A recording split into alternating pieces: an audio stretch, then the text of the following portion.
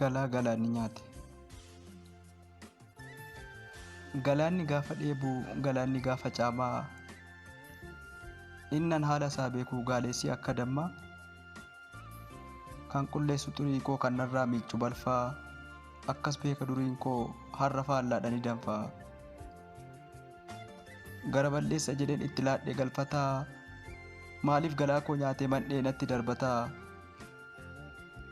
Abaaruuf akkan dhabe himachuuf jaarsa waamee, siichan ce'a eessan dhaqaa yoonni lubbuu na saamee. Sa'a abidda dhalteen ta'ee gumguma duubaa, kan gatuuf garaa ilmoo hoosisuufis ni gubaa.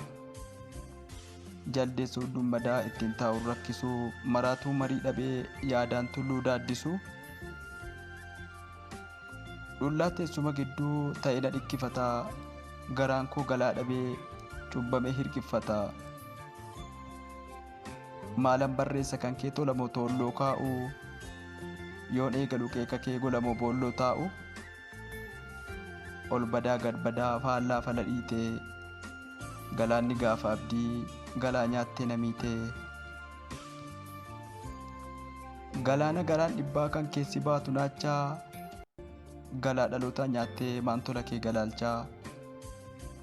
Hira harka na qabee daaktuu sina ceesisuu, sasagalee haqaa uumama dhaggeessisuu. Ol milladhee gam milladhee nan dhabe cina kootii, gaafa du'aaf awwaalaatitis nuuf fira kooti. Egaa barri darbuu hin oolu sin gaafadha gaaf tokko, beenyaa nagante baastee naaf deebita galaa koo.